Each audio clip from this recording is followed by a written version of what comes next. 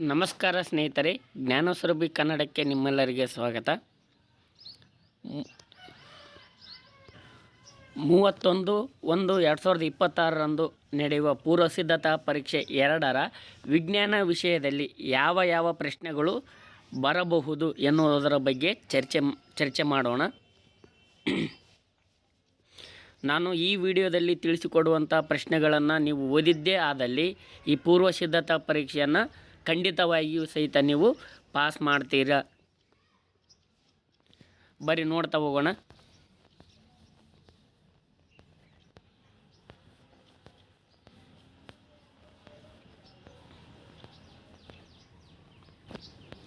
ನೋಡ್ರಿ, ಮೊದಲನೇದಾಗಿ ಕಡ್ಡಾಯವಾಗಿ ನೀವು ಪ್ರಾಕ್ಟೀಸ್ ಮಾಡಲೇಬೇಕಾದಂಥ ಚಿತ್ರಗಳು, ಕಡ್ಡಾಯವಾಗಿ 8ರಿಂದ 10 ಅಂಕಗಳು ಬರುವಂತಹ ಪಾರ್ಟ್ ಯಾವುದಪ್ಪ ಅಂತಂದ್ರೆ ಅದು ನಮ್ಮ ಸೈನ್ಸ್ನಲ್ಲಿ ಚಿತ್ರಗಳಲ್ಲಿ.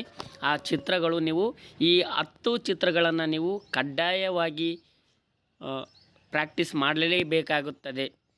ಮೊದಲನೆಯದಾಗಿ ಮಾನವನ ಮೆದುಳು. ಈ ಮಾನವನ ಮೆದುಳು ಚಿತ್ರವನ್ನು ನೀವು ಖಂಡಿತವಾಗಿ ಎಲ್ಲರೂ ಸ್ಪಷ್ಟವಾಗಿ ಬಿಡಿಸುವಂತಹ ಅಭ್ಯಾಸ ಮಾಡಿಕೊಳ್ಬೇಕು. ತದನಂತರ ಇಲ್ಲಿ ಅತಿ ಮುಖ್ಯವಾಗಿರ್ತಕ್ಕಂತಹ ಭಾಗಗಳು ಅಂತಂದರೆ ಅದು ಮಹಾಮಸ್ತಿಷ್ಕ, ಅನುಮಸ್ತಿಷ್ಕ, ಹೈಪೋಥಾಲಮಸ್ಸು, ಪಿಟ್ಯೂಟರಿ ಗ್ರಂಥಿ, ಪಾನ್ಸ್. ಈ ಒಂದು 4 ಭಾಗಗಳನ್ನು ನೀವು ನೆನಪಿನಲ್ಲಿ ಇಟ್ಟುಕೊಳ್ಳಬೇಕಾಗುತ್ತದೆ. ತದನಂತರ ಮಾನವನ ಹೃದಯ. ಈ ಮಾನವನ ಹೃದಯ, ಈ ಮೆದುಳು ಅಥವಾ ಹೃದಯ, ಇವು 2 ಚಿತ್ರಗಳಲ್ಲಿ ಒಂದು ಚಿತ್ರ ಡೆಫಿನೆಟಾಗಿ 3 ಮಾರ್ಕ್ಸಿಗೆ ಅಥವಾ 3 ಅಂಕಗಳಿಗೆ ಒಂದು ಚಿತ್ರ ಇರ್ತೈತಿ. ಈ ಮಾನವನ ಹೃದಯದಲ್ಲಿ ಅತಿ ಹೆಚ್ಚಾಗಿ ಕೇಳುವಂತಹ ಭಾಗಗಳು ಒಂದು ಮಹಾ ಅಪಧಮನಿ, ಉಚ್ಚ ಅಪಧಮನಿ, ಪುಪ್ಪಸಕ ಅಭಿಧಮನಿ, ಪುಪ್ಪಸಕ ಅಪಧಮನಿ ಅಥವಾ ಸ್ಟೆಮ್. ಈ ಒಂದು 4, ಈ ಎಡ ಹೃತ್ಕರ್ಣ, ಬಲ ಹೃತ್ಕರ್ಣ, ಎಡ ಹೃತ್ಕುಕ್ಷಿ, ಬಲ ಹೃತ್ಕುಕ್ಷಿ, ಈ ಒಂದು 5-6 ಭಾಗಗಳನ್ನು ನೀವು ಕಂಪಲ್ಸರಿಯಾಗಿ ನೋಡಿಕೊಳ್ಳಲೇಬೇಕಾಗುತ್ತದೆ. ನೋಡಿರಿ, ಮೂರನೆಯ ಚಿತ್ರ ತೆರೆದ ಪತ್ರರಂಧ್ರ ಅಥವಾ ಮುಚ್ಚಿದ ಪತ್ರರಂಧ್ರ. ಇಲ್ಲಿ ಕಾವಲು ಜೀವಕೋಶಗಳು, ಪತ್ರರಂಧ್ರ, ಕ್ಲೋರೋಪ್ಲಾಸ್ಟ್, 3 ಭಾಗಗಳಿದ್ದಾವೆ. ಇದನ್ನು ಅತಿ ಹೆಚ್ಚಾಗಿ 2 ಅಂಕಗಳಿಗೆ ಕೇಳುವುದರಿಂದ ಭಾಗಗಳು ಕಾವಲು ಜೀವಕೋಶ, ಪತ್ರರಂಧ್ರ, ಈ 2 ಭಾಗಗಳನ್ನು ಕೇಳ್ತಾರೆ. ಹಾಗಾಗಿ ಇದು 2 ಮಾರ್ಕ್ಸಿಗೆ ಕಂಪಲ್ಸರಿಯಾಗಿರುತ್ತದೆ. ನೀವು ಈ ಒಂದು ತೆರೆದ ಪತ್ರರಂಧ್ರ ಅಥವಾ ಮುಚ್ಚಿದ ಪತ್ರರಂಧ್ರವನ್ನು ಕಡ್ಡಾಯವಾಗಿ ಅಭ್ಯಾಸ ಮಾಡಬೇಕಾಗುತ್ತದೆ. 4ನೇ ಒಂದು ಚಿತ್ರ ಶಲಾಕಾಗ್ರದ ಮೇಲೆ ಪರಾಗದ ಮಳೆಯುವಿಕೆ. ಇದು ಸಹಿತ 2 ಅಂಕಗಳಿಗೆ ಇರ್ತಕ್ಕಂಥ ಚಿತ್ರವಾಗಿದೆ. ಇದನ್ನು ನೀವು ಕಡ್ಡಾಯವಾಗಿ ಅಭ್ಯಾಸ ಮಾಡಲೇಬೇಕಾಗುತ್ತದೆ. ಇಲ್ಲಿ ಅತಿ ಹೆಚ್ಚಾಗಿ ಕೇಳುವಂಥ ಭಾಗ ಒಂದು ಅಂಡಾಶಯ, ಪರಾಗರೇಣುಗಳು ಅಥವಾ ಗಂಡು ಲಿಂಗಾಣು. ಈ ಒಂದು 3 ಭಾಗಗಳಲ್ಲಿ ಯಾವುದಾದ್ರೂ ಒಂದು ಭಾಗ ಕೇಳಿರ್ತಾರೆ, ನೀವು ಅಭ್ಯಾಸ ಮಾಡಿಕೊಳ್ಬೇಕಾಗುತ್ತದೆ. ತದನಂತರ ನೆಫ್ರಾನ್. ಆ ನೆಫ್ರಾನ್ನ ನೀವು ಈಸಿ ವೇನಲ್ಲಿ ನಿಮಗೆ ಯಾವ ರೀತಿಯಾಗಿ ಬರುತ್ತೋ ಆ ರೀತಿಯಾಗಿ ಪ್ರಾಕ್ಟೀಸ್ ಮಾಡಬೇಕು. ತದನಂತರ ಇಲ್ಲಿ ಅತಿ ಹೆಚ್ಚಾಗಿ ಕೇಳ್ತಕ್ಕಂಥ ಭಾಗ ಒಂದು ಬಹುಮನ್ನ ಕೋಶ, ಇನ್ನೊಂದು ಗ್ಲಾಮರುಲಸ್. ಅವು ಎಲ್ಲಿ ಬರ್ತಾವೆ ಅಂತೇಳಿ ನೀವು ಅಭ್ಯಾಸವನ್ನು ಮಾಡಬೇಕು, ನೆನಪಿಟ್ಕೊಳ್ಬೇಕು. ಕಂಪಲ್ಸರಿಯಾಗಿ ಅಥವಾ ಕಡ್ಡಾಯವಾಗಿ ಬರ್ತಕ್ಕಂಥ ಚಿತ್ರಗಳಿವು. ತದನಂತರ 6ನೆಯ ಚಿತ್ರ ನಿಮ್ನ ದರ್ಪಣದ ರೇಖಾಚಿತ್ರ. ಅದು ವಸ್ತುವನ್ನು ಸೀನಲ್ಲಿಟ್ಟಾಗ ಪ್ರತಿಬಿಂಬ ಎಲ್ಲಿ ಉಂಟಾಗುತ್ತದೆ ಮತ್ತು ಪ್ರತಿಬಿಂಬದ ಸ್ವಭಾವ ಯಾವ ರೀತಿಯಾಗಿರ್ತೈತೆ ಅಂತೇಳಿ ನೀವು ನೋಡಿಕೊಳ್ಬೇಕಾಗುತ್ತದೆ. ವಸ್ತುವನ್ನು ಸೀನಲ್ಲಿಟ್ಟಾಗ ಪ್ರತಿಬಿಂಬವೂ ಸಹಿತ ಸೀನಲ್ಲಿ ಮೂಡುತ್ತದೆ. ಪ್ರತಿಬಿಂಬದ ಸ್ವಭಾವ ಏನಾಗಿರ್ತದೆ ಅಂತಂದರೆ ಸತ್ಯ ಮತ್ತು ತಲೆ ಕೆಳಗಾಗಿರುತ್ತದೆ. ಗಾತ್ರ ಏನಾಗಿರ್ತೈತೆ ಅಂದರೆ ವಸ್ತುವಿನಷ್ಟೇ ಗಾತ್ರ ಇರುತ್ತದೆ. ತದನಂತರ 7ನೆಯ ಚಿತ್ರ ಪೀನ ಮೊಸರದ ರೇಖಾಚಿತ್ರ. ವಸ್ತುವನ್ನು 2F1ನಲ್ಲಿಟ್ಟಾಗ ಪೀನ ಮೊಸರದ ಸಂದರ್ಭದಲ್ಲಿ ಪ್ರತಿಬಿಂಬ ಹೇಗೆ ಉಂಟಾಗುತ್ತದೆ ಎಂದರೆ ವಸ್ತುವನ್ನು 2F1ನಲ್ಲಿಟ್ಟಾಗ ಪ್ರತಿಬಿಂಬವು 2F2ನಲ್ಲಿ ಮೂಡುತ್ತದೆ. ಗಾತ್ರ ಏನಾಗಿರ್ತದೆ, ವಸ್ತುವಿನಷ್ಟೇ ಗಾತ್ರ. ಸ್ವಭಾವ ಏನಾಗಿರ್ತೈತಪ್ಪ ಅಂತಂದರೆ ಸತ್ಯ ಮತ್ತು ತಲೆ ಕೆಳಗಾಗಿರುತ್ತದೆ. ತದನಂತರ 8ನೆಯ ಚಿತ್ರ ರೋಹಿತದ ಪುನರ್ಸಂಯೋಜನೆಯ ಚಿತ್ರ. ಇದಂತ ಈಸಿ ಇದೆ. ನೀವು ಕಡ್ಡಾಯವಾಗಿ ಇದನ್ನು ಅಭ್ಯಾಸ ಮಾಡಲೇಬೇಕಾಗುತ್ತದೆ. ತದನಂತರ 3 ಅಂಕಕ್ಕೆ ಬರ್ತಕ್ಕಂಥ ಇನ್ನೊಂದು ಚಿತ್ರ ಸತುವಿನ ಚೂರುಗಳು ಮತ್ತು ಸಾರರಿಕ್ತ ಆಮ್ಲದ ಪ್ರಯೋಗ. ಇದರಲ್ಲಿ ಅತಿ ಹೆಚ್ಚಾಗಿ ಕೇಳ್ತಕ್ಕಂಥ ಭಾಗ 1 ಸತುವಿನ ಚೂರುಗಳು, ಹೈಡ್ರೋಜನ್ ಅನಿಲ, ನಿರ್ಗಮ ನಾಳ. ಇದು ಅತಿ ಹೆಚ್ಚಾಗಿ ಕೇಳ್ತಕ್ಕಂಥ ಭಾಗಗಳು, ನೀವು ನೆನಪಿನಲ್ಲಿಟ್ಕೊಳ್ಬೇಕು. ತದನಂತರ 10ನೆಯ ಚಿತ್ರ ನೀರಿನ ವಿದ್ಯುತ್ ವಿಭಜನೆಯ ಚಿತ್ರ ಅತಿ ಹೆಚ್ಚಾಗಿ ಕೇಳ್ತಾರೆ. ಇಲ್ಲಿ ಕೇಳುವಂಥ ಭಾಗಗಳು 1 ಆ್ಯನೋಡನ್ನು ಗುರುತಿಸಿ ಅಥವಾ ಕ್ಯಾಥೋಡನ್ನು ಗುರುತಿಸಿ, ಸ್ವಿಚ್ಚು, ಗ್ರಾಫೈಟ್ ದಂಡ, ಇವಿಷ್ಟನ್ನು ನೀವು ನೆನಪಿನಲ್ಲಿಟ್ಕೊಳ್ಬೇಕಾಗುತ್ತದೆ. ತದನಂತರ ಭಾಗ 2 ಕಡ್ಡಾಯ ನಿಯಮಗಳು, ಕಡ್ಡಾಯ ವ್ಯಾಖ್ಯಾನಗಳು, ವ್ಯತ್ಯಾಸಗಳು, ಗುಣಲಕ್ಷಣಗಳು, ಉಪಯೋಗಗಳಂತೇಳಿ ನೋಡ್ತೀವಿ. ನಿಯಮಗಳು, ಈ ಕಡ್ಡಾಯ ನಿಯಮಗಳು ಅಂತ ಬಂದಾಗ ವೆರಿ ಫಸ್ಟ್ ನೀವು ನೋಡಿಕೊಳ್ಬೇಕಾದಂಥ ನಿಯಮ 1 ಓಮ್ನ ನಿಯಮ ಏನು ಹೇಳ್ತೈತಿ? ಸ್ಥಿರ ತಾಪದಲ್ಲಿ ವಿದ್ಯುತ್ ಮಂಡಲದಲ್ಲಿನ ಲೋಹದ ತಂತಿಯ ನಡುವಿನ ವಿಭವಾಂತರ ಅದರ ಮೂಲಕ ಹರಿಯುವ ವಿದ್ಯುತ್ ಪ್ರವಾಹಕ್ಕೆ ನೇರ ಅನುಪಾತದಲ್ಲಿರುತ್ತದೆ. V/I ಸ್ಥಿರಾಂಕ ಅಥವಾ V/I/R. ತದನಂತರ 2ನೇ ನಿಯಮ ಜೌಲನ ಉಷ್ಣೋತ್ಪಾದನಾ ನಿಯಮ. ಒಂದು ರೋಧಕದ ಮೂಲಕ ವಿದ್ಯುತ್ ಹರಿದಾಗ ಬಿಡುಗಡೆಯಾಗುವ ಉಷ್ಣವು ರೋಧಕದಲ್ಲಿ ಹರಿಯುವ ವಿದ್ಯುತ್ ಪ್ರವಾಹದ ವರ್ಗಕ್ಕೆ ನೇರ ಅನುಪಾತದಲ್ಲಿರುತ್ತದೆ. ರೋಧಕ್ಕೆ ಮತ್ತು ವಿದ್ಯುತ್ ಪ್ರವಾಹದ ಕಾಲಕ್ಕೆ ನೇರ ಅನುಪಾತದಲ್ಲಿರುತ್ತದೆ. H=I²RT. ಇದನ್ನು ನಾವು ಜೌಲನ ಉಷ್ಣೋತ್ಪಾದನಾ ನಿಯಮದ ಗಣಿತೀಯ ರೂಪ ಅಂತೇಳಿ ಕರಿತೀವಿ. ಇಷ್ಟು ಗೊತ್ತಿರಬೇಕು. ತದನಂತರ 3ನೇ ನಿಯಮ ಫ್ಲೆಮಿಂಗನ ಎಡಗೈ ನಿಯಮ. ಎಡಗೈನ ಹೆಬ್ಬೆರಳು, ತೋರು ಬೆರಳು ಮತ್ತು ಮಧ್ಯದ ಬೆರಳುಗಳನ್ನು ಪರಸ್ಪರ ಲಂಬವಾಗಿ ಇರಿಸಿದಾಗ ತೋರು ಬೆರಳು ಕಾಂತಕ್ಷೇತ್ರದ ದಿಕ್ಕನ್ನು, ಮಧ್ಯದ ಬೆರಳು ವಿದ್ಯುತ್ ಪ್ರವಾಹದ ದಿಕ್ಕನ್ನು ಮತ್ತು ಹೆಬ್ಬೆರಳು ವಾಹಕವು ಅನುಭವಿಸುವ ಯಾಂತ್ರಿಕ ಬಲದ ದಿಕ್ಕನ್ನು ಸೂಚಿಸುತ್ತದೆ. ತದನಂತರ 4ನೇ ನಿಯಮ ಬಲಗೈ ಹೆಬ್ಬೆರಳು ನಿಯಮ ಅಥವಾ ಮ್ಯಾಕ್ಸ್ವೆಲ್ನ ಫಾರ್ಕ್ ಸ್ಕ್ರೂ ನಿಯಮ ಅಂತೇಳಿ ಕರಿತೀವಿ. ನೀವು ಬಲಗೈ ಹೆಬ್ಬೆರಳು ನಿಯಮ ಅಂತಲೇ ನೆನಪಿಟ್ಕೊಳ್ಳಿ. ಬಲಗೈಯಲ್ಲಿ ವಿದ್ಯುತ್ ಪ್ರವಹಿಸುತ್ತಿರುವ ವಾಹಕವನ್ನು ಹಿಡಿದುಕೊಂಡಿದ್ದೇವೆ ಎಂದು ಭಾವಿಸಿದಾಗ ಹೆಬ್ಬೆರಳು ವಿದ್ಯುತ್ ಪ್ರವಾಹದ ದಿಕ್ಕನ್ನು ಮತ್ತು ಉಳಿದ ಬೆರಳುಗಳು ಕಾಂತಕ್ಷೇತ್ರದ ದಿಕ್ಕನ್ನು ಸೂಚಿಸುತ್ತವೆ. ಇದನ್ನು ಬಲಗೈ ಹೆಬ್ಬೆರಳು ನಿಯಮ ಅಂತೇಳಿ ಕರಿತೀವಿ. ವ್ಯಾಖ್ಯಾನಗಳು ಅಂತ ಬಂದಾಗ ವೆರಿ ಫಸ್ಟ್ ಬರ್ತಕ್ಕಂಥದ್ದು ಆಹಾರ ಸರಪಳಿ ಎಂದರೇನು? ಒಂದು ಪರಿಸರ ವ್ಯವಸ್ಥೆಯಲ್ಲಿ ಶಕ್ತಿ ಮತ್ತು ಪೋಷಕಾಂಶಗಳು ಒಂದು ಜೀವಿಯಿಂದ ಇನ್ನೊಂದು ಜೀವಿಗೆ ವರ್ಗಾವಣೆಯಾಗುವುದಕ್ಕೆ ಆಹಾರ ಸರಪಳಿ ಎಂದು ಕರೆಯುತ್ತೇವೆ.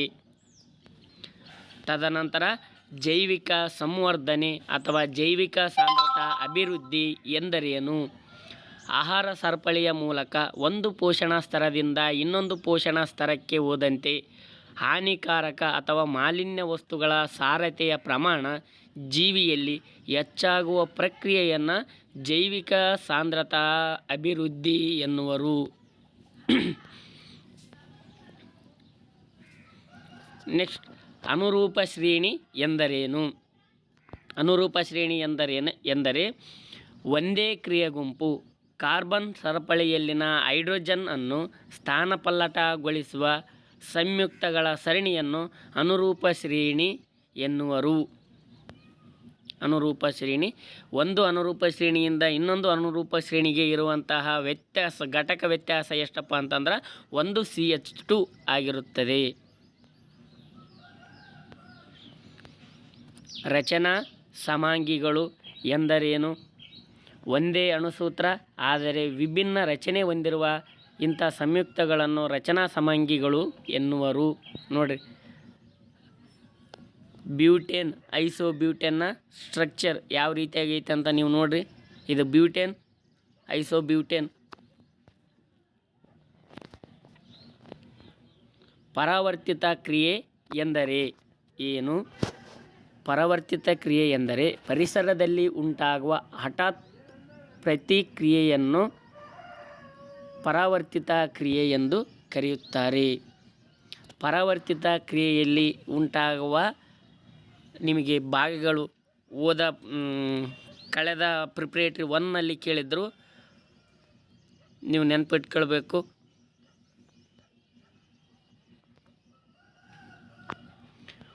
ಉಪಯೋಗಗಳು. ಅಡುಗೆ ಸೋಡದ ಉಪಯೋಗಗಳು. ಅಡುಗೆ ಸೋಡದ ರಾಸಾಯನಿಕ ಹೆಸರು ಸೋಡಿಯಂ ಹೈಡ್ರೋಜನ್ ಕಾರ್ಬನೇಟ್. ಅಣುಸೂತ್ರ NaHCO3. ಅದರ ಸೋಡಿಯಂ ಹೈಡ್ರೋಜನ್ ಕಾರ್ಬನೇಟ್ ಅಥವಾ ಅಡುಗೆ ಸೋಡದ ಉಪಯೋಗಗಳು. ಇದನ್ನು ಬೆಂಕಿ ಆರಿಸುವ ಸೋಡಾ ಆ್ಯಸಿಡ್ ಉಪಕರಣಗಳಲ್ಲಿ ಬಳಸುತ್ತಾರೆ. ವಾಷಿಂಗ್ ಸೋಡಾದ ತಯಾರಿಕೆಯಲ್ಲಿ ಬಳಸುತ್ತಾರೆ. ಆಮ್ಲಶಾಮಕದಲ್ಲಿ ಬಳಸುತ್ತಾರೆ. ಬ್ರೆಡ್ ಮತ್ತು ಕೇಕ್ ತಯಾರಿಕೆಯಲ್ಲಿ ಬಳಸುತ್ತಾರೆ. ಅಂದ್ರೆ ಬೇಕಿಂಗ್ ಪುಡಿಯ ತಯಾರಿಕೆಯಲ್ಲಿ ಬಳಸುತ್ತಾರೆ. ತದನಂತರ ಚೆಲುವೆ ಪುಡಿ ಅಥವಾ ಬ್ಲೀಚಿಂಗ್ ಪೌಡರ್. ಅದರ ಉಪಯೋಗಗಳು. ಚೆಲುವೆ ಪುಡಿಯ ರಾಸಾಯನಿಕ ಹೆಸರು ಕ್ಯಾಲ್ಸಿಯಂ ಆಕ್ಸಿಕ್ಲೋರೈಡ್. ಅಣುಸೂತ್ರ CaOCl2. ಕ್ಯಾಲ್ಸಿಯಂ ಆಕ್ಸಿಕ್ಲೋರೈಡ್ನ ಉಪಯೋಗಗಳು ಅಥವಾ ಚೆಲುವೆ ಪುಡಿಯ ಉಪಯೋಗಗಳು. ಬಟ್ಟೆ ಕಾರ್ಖಾನೆಯಲ್ಲಿ ಹತ್ತಿ ಮತ್ತು ನಾರಿನ ಬಿಳುಪು ನೀಡಲು, ಲ್ಯಾಂಡ್ರಿಯಲ್ಲಿ ತೊಳೆದ ಬಟ್ಟೆಗಳಿಗೆ ಬಿಳುಪು ನೀಡಲು ಬಳಸುತ್ತಾರೆ. ಕಾಗದ ಕಾರ್ಖಾನೆಯಲ್ಲಿ ಮರದ ತಿರುಳಿಗೆ ಬಿಳುಪು ನೀಡಲು ಅಂದರೆ ಚೆಲುವೆ ಮಾಡಲು ಬಳಸುತ್ತಾರೆ. ಕುಡಿಯುವ ನೀರನ್ನು ಕ್ರಿಮಿಮುಕ್ತಗೊಳಿಸಲು ಬಳಸುತ್ತಾರೆ. ರಾಸಾಯನಿಕ ಕಾರ್ಖಾನೆಯಲ್ಲಿ ಉತ್ಕರ್ಷಣಕಾರಿಯಾಗಿ ಬಳಸುತ್ತಾರೆ. ವಾಷಿಂಗ್ ಸೋಡಾ ಅಥವಾ ಸೋಡಿಯಂ ಕಾರ್ಬನೇಟ್. ಅದರ ವಾಷಿಂಗ್ ಸೋಡಾದ ರಾಸಾಯನಿಕ ಹೆಸರು ಸೋಡಿಯಂ ಕಾರ್ಬನೇಟ್. ಅಣುಸೂತ್ರ Na2CO3. ವಾಷಿಂಗ್ ಸೋಡಾದ ಉಪಯೋಗಗಳು. ಬೋರಾಕ್ಸ್ನ ಉತ್ಪಾದನೆಯಲ್ಲಿ ಬಳಸುತ್ತಾರೆ. ಗೃಹ ಬಳಕೆಯ ಸ್ವಚ್ಛಕಾರಿಯಾಗಿ ಬಳಸುತ್ತಾರೆ. ಗಾಜು, ಸಾಬೂನು ಮತ್ತು ಕಾಗದ ಕಾರ್ಖಾನೆಯಲ್ಲಿ ಬಳಸುತ್ತಾರೆ. ನೀರಿನ ಶಾಶ್ವತ ಗಡುಸುತನ ನಿವಾರಣೆಗೆ ಬಳಸುತ್ತಾರೆ. ವೆರಿ ಇಂಪಾರ್ಟೆಂಟ್, ನೆನಪಿಟ್ಕೊಳ್ಬೇಕು. ನೀರಿನ ಶಾಶ್ವತ ಗಡುಸುತನ ನಿವಾರಿಸಲು ಬಳಸುವ ಲವಣ ಯಾವುದಂತೇಳಿ 1 ಮಾರ್ಕ್ಸಿಗೆ ಕೇಳ್ತಾರೆ. ಸೋಡಿಯಂ ಕಾರ್ಬನೇಟ್ ಸರಿಯಾದ ಉತ್ತರವಾಗಿರುತ್ತದೆ. ತದನಂತರ ಪ್ಲಾಸ್ಟರ್ ಆಫ್ ಪ್ಯಾರಿಸ್. ಕ್ಯಾಲ್ಸಿಯಂ. ಈ ಪ್ಲಾಸ್ಟರ್ ಆಫ್ ಪ್ಯಾರಿಸ್ನ ರಾಸಾಯನಿಕ ಹೆಸರು ಕ್ಯಾಲ್ಸಿಯಂ ಸಲ್ಫೈಟ್ ಎಮಿಹೈಡ್ರೇಟ್. ಇದರ ಅಣುಸೂತ್ರ CaSO4 ಅರ್ಧ H2O. ಈ ಪ್ಲಾಸ್ಟರ್ ಆಫ್ ಪ್ಯಾರಿಸ್ನ ಉಪಯೋಗಗಳು. ನುಣುಪಾದ ಮೇಲ್ಮೈ ನಿರ್ಮಿಸಲು ಬಳಸುತ್ತಾರೆ. ಅಲಂಕಾರಿಕ ವಸ್ತುಗಳ ತಯಾರಿಕೆಯಲ್ಲಿ ಬಳಸುತ್ತಾರೆ. ಮುರಿದ ಮೂಳುಗಳಿಗೆ ಆಧಾರ ನೀಡಲು ಬಳಸುತ್ತಾರೆ. ಆಟಿಕೆಗಳ ತಯಾರಿಕೆಯಲ್ಲಿ ಬಳಸುತ್ತಾರೆ. ವೆರಿ ಇಂಪಾರ್ಟೆಂಟ್ ಆಗಿರ್ತಕ್ಕಂಥ ನಂತರದ ಪ್ರಶ್ನೆ ಗುಣಲಕ್ಷಣಗಳು. ಕಾಂತೀಯ ಬಲರೇಖೆಗಳ ಯಾವುದಾದರೂ 2 ಗುಣಲಕ್ಷಣಗಳನ್ನು ತಿಳಿಸಿ ಅಂತೇಳಿ ಓದಿಸದೆ ಕೇಳಿದರು. ಹಾಗಾಗಿ ಕಾಂತೀಯ ಬಲರೇಖೆಗಳ ಗುಣಲಕ್ಷಣಗಳನ್ನು ನೀವು ಕಡ್ಡಾಯವಾಗಿ ಅಧ್ಯಯನ ಮಾಡಲೇಬೇಕಾಗುತ್ತದೆ. ನೋಡಿ, ಕಾಂತೀಯ ಬಲರೇಖೆಗಳ ಗುಣಲಕ್ಷಣಗಳು ಈ ರೀತಿಯಾಗಿದೆ. ಕಾಂತೀಯ ಬಲರೇಖೆಗಳು ಒಂದನ್ನೊಂದು ಛೇದಿಸುವುದಿಲ್ಲ. ಕಾಂತೀಯ ಬಲರೇಖೆಗಳು ಉತ್ತರ ಧ್ರುವದಲ್ಲಿ ಉತ್ಸರ್ಜಿತವಾಗಿ ದಕ್ಷಿಣ ಧ್ರುವದಲ್ಲಿ ವಿಲೀನಗೊಳ್ಳುತ್ತವೆ. ಕಾಂತೀಯ ಬಲರೇಖೆಗಳು ಆವೃತ ಜಾಲಗಳಾಗಿವೆ. ಕಾಂತೀಯ ಬಲರೇಖೆಗಳ ಸಾಂದ್ರತೆಯು ಹೆಚ್ಚಾಗಿದ್ದಲ್ಲಿ ಕಾಂತಕ್ಷೇತ್ರದ ಬಲವು ಹೆಚ್ಚಾಗಿರುತ್ತದೆ. ಕಾಂತೀಯ ಬಲರೇಖೆಗಳು ಕಾಂತದ ಧ್ರುವಗಳಲ್ಲಿ ಹೆಚ್ಚು ಸಾಂದ್ರವಾಗಿರುತ್ತವೆ. ಇದು ಒಂದು ಪಾಯಿಂಟ್ ನೆನಪಿರಲಿ. ಲೋಹಗಳ ಭೌತಿಕ ಗುಣಲಕ್ಷಣಗಳು. ಲೋಹಗಳು ಕೊಠಡಿಯ ಉಷ್ಣತೆಯಲ್ಲಿ ಸಾಮಾನ್ಯವಾಗಿ ಘನಸ್ಥಿತಿಯಲ್ಲಿರುತ್ತವೆ. ಲೋಹಗಳು ತನ್ಯತೆ ಮತ್ತು ಕುಟ್ಯತೆ ಗುಣವನ್ನು ಹೊಂದಿವೆ. ಲೋಹಗಳು ಹೊಳಪನ್ನು ಅಥವಾ ಮೇಲ್ಮೈ ಹೊಳಪನ್ನು ಹೊಂದಿವೆ. ಲೋಹಗಳು ಉಷ್ಣ ಮತ್ತು ವಿದ್ಯುತ್ನ ಉತ್ತಮ ವಾಹಕಗಳಾಗಿವೆ. ಲೋಹಗಳ ದ್ರವಣ ಬಿಂದು ಮತ್ತು ಕುದಿಯ ಬಿಂದು ಹೆಚ್ಚಾಗಿರುತ್ತದೆ. ಇವತ್ತಿನ ತರಗತಿಯಲ್ಲಿ ಇಷ್ಟು ಸಾಕು. ನಂತರದ ತರಗತಿಯಲ್ಲಿ ಇದರ ಮುಂದುವರೆದ ಭಾಗವನ್ನು ನಾವು ವಿಶ್ಲೇಷಣೆಗೆ ಒಳಪಡಿಸೋಣ.